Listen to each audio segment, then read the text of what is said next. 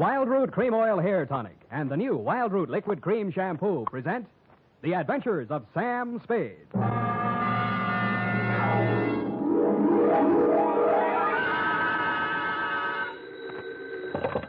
Spade Detective Agency. Me, sweetheart. Oh, Sam.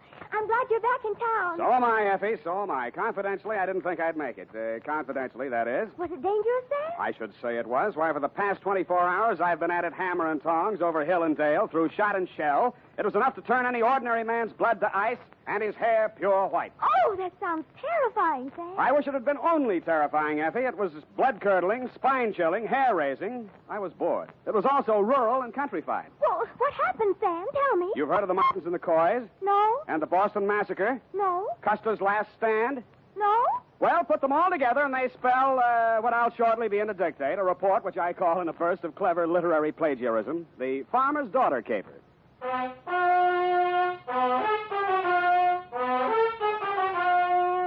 The Adventures of Sam Spade, Detective, starring Howard Duff. Produced, edited, and directed by William Spear. Presented by the makers of Wild Root Cream Oil Hair Tonic, the non-alcoholic hair tonic that contains lanolin.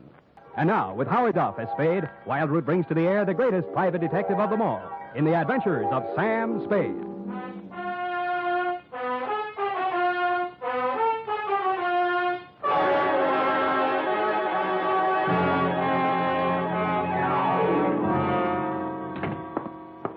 Effie, I'm right here, Sam. pull up all the shades. All right, Sam. Now, turn on every light in the place. But it's daylight. Do what I say. All right, Sam. Now, check the closets. But what for? For snipers. What do you think? All right, Sam. Nobody here. Okay. I guess it's safe to come all the way in. Oh. What's this all about, Sam? I don't understand. Effie, it's just that I don't ever want to be caught in the dark again, especially when people are shooting at me. I want to see every nook and cranny of every square foot of land that surrounds me. Sam, who was shooting at you? Where? They were shooting from the left, from the right, from up above, down below, everywhere. Death was winging in on every breeze that blew, and they all blew my way. Oh, Sam, now stop this. I'm just dying of curiosity. When my time comes, I hope that's all I ever die of. Ready? Yeah. Date this week to Mr. Elliot Parson, Parson Drive Yourself Garage, 1618 St. Charles Street, San Francisco, 13, California. From Samuel Spade, license number 137596. Subject, the farmer's daughter caper. Dear Mr. Parson, I fear you have an explanation coming, one that you can pass along to your insurance company as to why the car I rented from you last week appeared as late as it did and in the condition it did. As you know, I rented said vehicle to drive to Middletown to bail a client out of the drunk tank. On the way back, a native showed me a shortcut, and I'll get him if it's the last thing I do. Dusk was falling, and so were my eyelids, when I saw a sign that said tourists invited. Behind it stood a ramshackle farmhouse in a surly woodland setting. I should never have knocked on that farmhouse door, but then I wouldn't have had any story to tell, would I? Good evening, young man. Good evening, madam. I'm afraid I need a room for the night. Well, of course you do. Land sakes, you're tired. I can tell by your eyes. Been on the road long? Too long. Land sakes, of course you have. Come in, please. Thank you, ma'am. You'll find this is the homiest tourist home in California. Really like mothers, eh? Like your grandmother's. No electricity, no phones, just quiet. I see. Now, I have two rooms, a $3 one and a $5 one. Which one do you think you'd like? What's the difference? One less blanket, one squeaky spring, and with the $3 one, you might have to take a walk. I'll take the $5 one, thank you. I'm Mrs. Elkins. Mrs. Bert Elkins. Who might you be? Sam Spade. Spade? Land sakes, that's a very unusual name. And who are you traveling with, Mr. Spade? I'm alone. Oh, I mean what company? We only accept traveling salesmen. You realize that. Oh, yes. Well, I'm traveling for the makers of Mouton Mustache Wax. Oh, use it all the time. You are well-groomed, madam. You will go far, young man. Yeah, but before that, I'd like to go to bed. Well, come on. This way. She led me upstairs to my $5 room and left me. As lumpy as it was, the bed invited me, but I decided to shave first and thus facilitate an early start in the morning. I poured myself a drink out of my traveling bar kit and then stepped in to shave. It wasn't easy because all I had for light in there was an oil lamp. When I came back to the bedroom with a lamp in one hand, I stopped short in utter surprise. I'd heard about these things in traveling salesman stories, but I never expected to see it. She was sitting in an armchair, smoking a cigarette. High heels, silk stockings, light rayon dress, and a face right off the cover of Cosmopolitan. Hello, Sam. Hello. Mary Smith. Huh? Hope you don't mind me just barging in. Well, no. Well, no, that is, Afraid I'll bite you? It never entered my mind. Well, I might. I'm so tired of talking to myself, I need someone like you. You know, you're not bad to look at. Who, me? Where do you live? What do you do for a living? Well, I guess you'd call me independently wealthy. I wish someone would. How nice. San Francisco? There must be some fog on my lapel. Look, Sam, I'll give it to you straight. I want to get out of here, go to San Francisco. Could you take a passenger tomorrow? Well, what would your mother say? She's my aunt. What do I care what she says? I don't belong on a farm. Out in the west, wet pasture ruins my nylons. I'm a city girl, Philadelphia. Why did you leave? My parents died. Look, Sam, I won't be a burden to you. I just want to get to San Francisco. After that, I'm on my own. Sam, take me with you.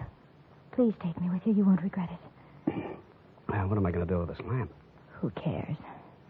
Oh, Sam. Well, I thought I'd find something like this going on in here. And what Get out of here. Go back to your room, young lady. Go on. Now, Mr. Spade. It does look bad, doesn't it? Oh, I'm not blaming you, Mr. Spade. Nan's sakes, it's her.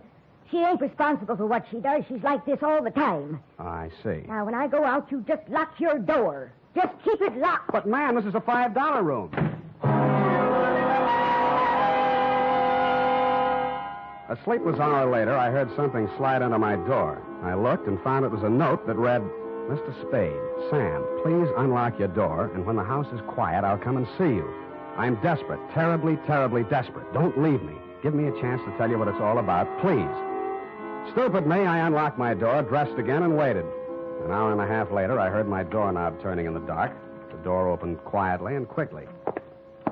Sam, the things that go on in this house, they're insane. Oh. I've been here 3 months.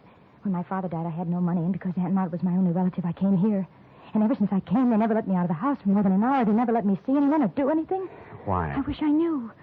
5 days ago, Uncle Bert left early one morning. He hasn't come back since. Aunt Maud says he's away on business. He doesn't have any business. Yeah, well, even so, that doesn't seem strange to me. Then there's my dog. And what about it? It disappeared the same night Bert did. They told me it ran away. I know it didn't. I've had it for 3 years. It never ran away. Well, what do you think? Well, I was sure I could hear it howling somewhere for 2 or 3 nights. Then the howling stopped. I think I know where it is, but I don't know why. It scares me. Well, where do you think it is? Sam, you're going to think I'm crazy right out of my mind, but, well, about 150 yards behind the house, there's a hillside with an old cave in it. Oh, an old cave. I don't know what it's used for, but yesterday I saw the whole front end of it closed with dirt. Sam, they buried that dog alive in that cave. I know it. Oh, wait a minute now. Did you ask Mrs. Elkins? Yes. All she said was the dog ran away and mind your own business. She told me to leave the cave alone. Sam, let's go out there and look. Please. Well, So big, brave, stupid Sam, idiot boy, allowed her to show me the back way out of the house, and we sneaked to the barn together. She found a shovel, and we walked to the cave. When my eyes got accustomed to the dark, I saw the entrance had been covered with dirt, and recently. I took the shovel while she stood watching. I cleared half of the dirt away and worked as quietly as I could, but apparently not quietly enough. A flashlight suddenly hit both of us in the face, and the shotgun barrel flashed in the beam. Get away from there before I shoot your head off. Point that thing someplace else, please, ma'am.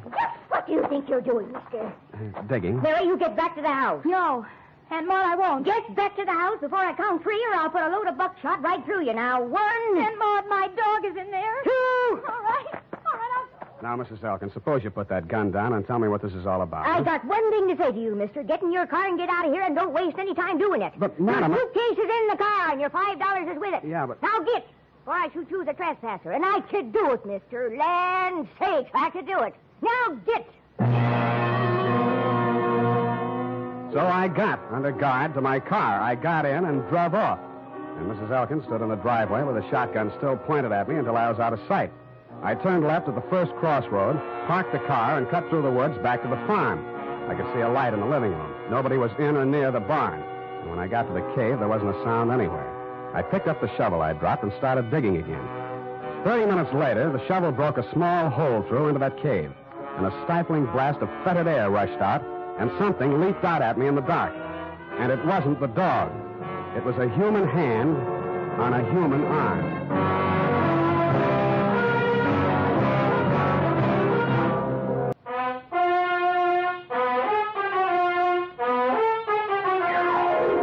And now, back to the Farmer's Daughter Caper. Tonight's adventure with Sam Spade. A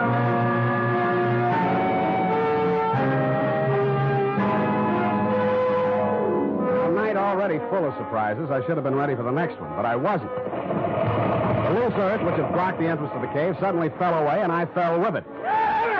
Then I heard something like nothing on earth. Nails dragged across my face, taking skin and flesh with them. I twisted and went down, and something went down with me. The snarl became a voice. Bury me alive! Bury me alive! I'll kill you! I'll kill you! And he did his best, which was pretty good. Finally, I got a good hold on him and sat on his chest. After that, I lit a match and looked at a tall, thin man in his middle 40s. He was caked with mud from head to foot. His hands were impossibly torn and bleeding. I could guess why. Judging from the stubble on his face, he'd been bottled up in that cave at least 5 days. How he was still alive, I didn't know. He acted like a madman, and he had every right to. But surprise, when his eyelids fluttered open again, he read a very sane line. I'm all done in. You got a drink, friend? Not on me. They hit me on the head and left me there. They thought I'd stay in there forever. Forever. Who put you there? Who did it? But they couldn't keep me there. I dug my way out, didn't I? Didn't I? I dug my way out, didn't I? The force of the bullets knocked him halfway back down the incline to the cave. All I could do was hit the dirt. Finally, when it seemed safe, I broke cover and ran smack into somebody carrying 2 bags. No, please. Let's have a look at you. Sam, it's me. Sam, I knew you wouldn't go away without me. I knew it. I couldn't stay in that awful house any longer. None of that now. Who was that shooting at I you? don't know. Where's your aunt? In the house, I suppose. I slipped out the back way. Any visitors tonight? No. What is it? What is it? I think I found your Uncle Bert. Come on. I led her back to the cave entrance and showed her the body of the man I'd dragged out. I watched her face a long time as she looked at him very carefully. That's not Uncle Bert, Sam. Really? No. It's Mr. Linden. Jewelry salesman. Came to the place a few nights ago. 5 nights ago? Yes, come to think of it. The same night your uncle disappeared. Tell me, did you ask Mr. Linden to take you back to San Francisco the same way you asked me? I... Did you? Yes. He said he would. Got up early and left without me. He didn't get far. What kind of car was he driving? I don't know. I don't remember. Do you drive a car? Yes, but Here. Mine's down the road about 500 yards. Go to the nearest phone and call the highway patrol, a sheriff, anybody who represents law. Got that? Yes, I know exactly what to do. To make sure we were both thinking of the same thing to do, I followed her in the dark, watched her get into the car I rented from you, and drive off. Then I turned around, put a new clip in my gun, and walked back to the old homestead. It was still very homey. By the light of an oil lamp, Mrs. Elkins was peacefully knitting what looked like a shroud. Why, Mr. Spade? Why, Mrs. Elkins? Land sakes. Land sakes. Now that we got that out of the way, let's get down to business. If you're here to make trouble, young man, believe me, I can handle trouble. My kind of stock know about trouble. Well, suppose you tell me about the trouble I just had, or haven't you heard all the shots that were fired around here tonight? Shots? My. Seems I would have heard gunshots. Seems you would. Look, I've got a sheriff on the way. Have you, Mr. Spade? Why? I suppose you didn't hear the shooting. Oh, yes, I'd forgotten. Was anyone hurt? A man named Linden. He's dead. Linden. Now, that sounds familiar. It should. He stayed here 5 nights ago. He was a jewelry salesman. Yes, now I remember. You say he's dead? Somebody tried to bury him alive in your little cave. How awful. I do declare. I thought you would. Well? You must be joshing, Mr. Spade. I'm not joshing at all, Mrs. Elkins. Well. Buried alive, you say? Look, let's talk just like plain folks. Where's your husband? Where's the jewelry samples you probably stole from Linden? Is there anything else you want to say? Gunshots, eh? Well. I left the sweet old thing knitting and rocking and made my way through the house looking for guns, jewelry, and killers. I got downstairs in time to see Mrs. Elkins disappear out the front door. When I tried to follow, I stumbled over the rocking chair, which is indeed a lucky thing for me. After a few minutes of silence, bravely crawling on my stomach, I followed the shadows of the house until they blended into the shadows of a large, hulking building, which happened to be the barn. Inside, I bumped my head on the radiator of the car. Naturally, I didn't find any keys in it, but I did find a familiar jewelry salesman-type mud-soaked corpse. When I was trying to remember how to cross ignition wires, I heard the hum of a motor and saw 2 headlight beams swinging up the driveway. They lasted as long as any other lights. The car came to a lurching stop, and a thick-set figure in a Stetson hat stumbled towards me, tugging at a gun. That burned gall-blame cuff thing, Undo the flap. Oh, thanks. Huh? Put your hands up, whoever you are. You be the sheriff? You're dead blame right on the sheriff. You're dead blame right on the sheriff. Who are you? What's the idea of shooting the lights out in my car? My car. Oh, you Slade? Spade. Well, I'm Homer Pickett, sheriff of this county. The Homer? girl come, woke me up, said all sorts of funny things going on around here. Said there'd been a murder. Now, who's killed? What's going on, Stan? Sam. Well, for one thing, somebody's been trying all sorts of ammunition on me for size. You don't say. I do say, Mr. Sheriff. Why? Because I found a man in a cave who'd been left there to die. Want to look at the corpse? You can look at him right here. He's sitting in this car. So, yeah. How'd he get here? Somebody moved him here. Shouldn't have moved a corpse till the police examine it. I didn't move it. Huh? Now, listen closely. Listening? Huh? I found the man. He was still alive. Then somebody shot him. Shouldn't have moved him. Then they tried to kill me because I found him. When they didn't kill me, they decided to hide his body. Illegal. They probably intended to drive away and dispose of it so there'd be no evidence when an efficient, smart, alert, courageous police officer like yourself came around to ask questions. That sounds reasonable. Who's behind all this? Well, Mrs. Elkins threatened me once and tried to kill me once. More! Well, land say. Well, that's her, yes. I want to talk to her. Where's she? Roaming the countryside with a gun, no doubt. Well, let's clear all this up. See what it's all about. Now, who's this fellow in the car? His name's James Linden. Got a pencil? Better write that down. Tilden, huh? Linden. Well, By any strange coincidence, Sheriff, you happen to know a man named Dundee, San Francisco homicide? Lieutenant Dundee, old Tom. Old Tom, yes. Shucks, I learned everything I know about police work from him. Yeah, well, that figures. And law's law. Dundee always said. Yeah, I've heard him say it, Sheriff, but... And I aim to enforce it around here. One side, Mr. Slade. Spade. Hey, you'll be sorry. Well, Now, look here, all you Elkins. This is Homer Pickett talking, and I ain't no small-town constable. I'm the sheriff of this county. You'll get a square deal from me, but first I order you in the name of the law to throw down your guns. Well? My. you all right? Nothing but my feelings hurt. Oh, I warned you. I thought that'd do some good. Well, now you know. Hey, look, maybe it did do some good. I'm giving up, Sheriff. I'm giving up. It's me, Mrs. Elkins. She came across the farmyard as the first light was showing in the eastern sky. Her hands were above her head. One held a shotgun. Get back where you belong, We could hear, but we couldn't see him. Maud stopped, hesitated for a moment, and then began running towards us. She almost made it.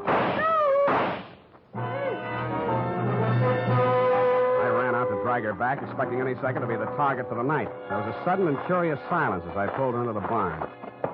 She was still alive. Hey, that man's been missing everybody all night. Never thought he'd be able to hit me. Easy. I come from good stock. I'm no criminal, Mr. Spade. Sheriff, you know that. Yeah, I know, Maud. I know. Let me take a look at you.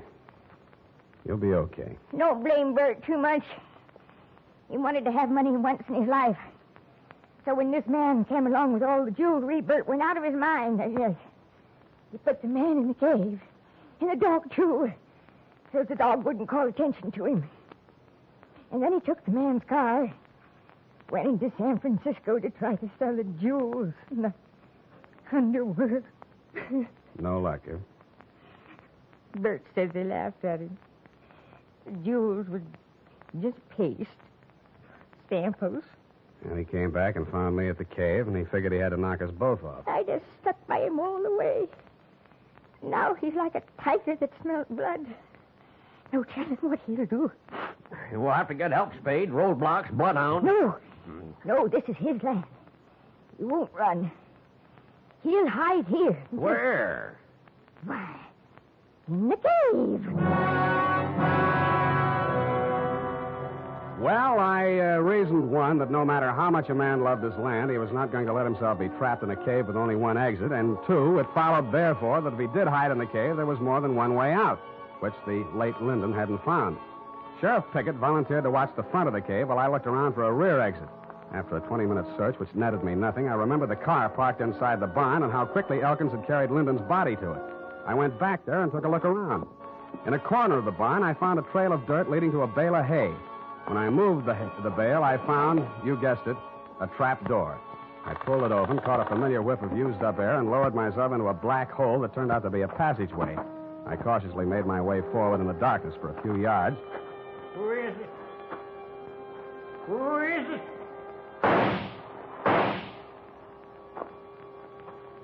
I pressed back against the dirt wall, listening to him approach. When I figured he was close enough, I threw a cloud of dirt toward him across the passageway. His gun flashed and lit up the whole place for a second, and I fired 3 times at the silhouette. I waited, then I went towards him. He was lying on his back. I kicked his gun away, and when I bent over him to feel his pulse, he suddenly came to life. Something crashed against the side of my head, and everything became darker than the inside of the cave. The next thing I knew, I was looking at a pair of red-rimmed eyes. Several minutes had gone by. Thought you was a goner for sure. You ain't used to this country fighting, are you? Is this country liquor, Sheriff? Yeah. Give me. Here. Yeah, country liquor. Tell me, Sheriff, did you by any Why, chance... sure. Of course I did. I got him, Slade.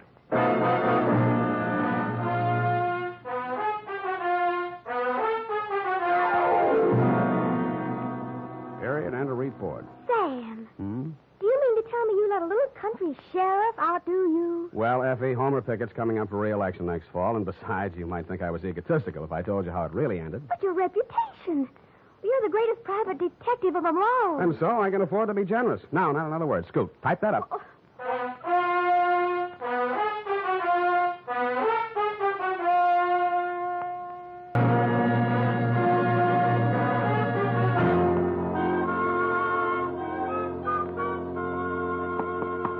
Here it is, Sam. Let me see.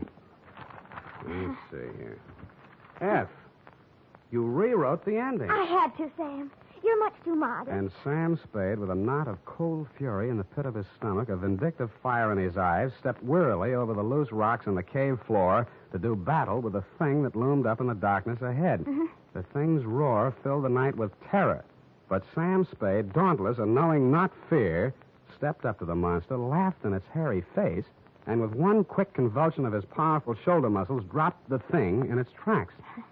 I see. Well, is that the way you think it ended, Effie? Oh, Sam, I guess I was being a little foolish. I'll change it. No. No, as long as you've done it this way, we'll leave it this way. Can't waste paper. No, I'll change it, Sam. Leave it! Oh! Sam, Yep. I copied that ending out of an old Black Mask magazine. You what? Don't be mad. Come here. Come here. I copied that out of an old whiz-bang. Oh, Sam. Night. Good night, sweetheart.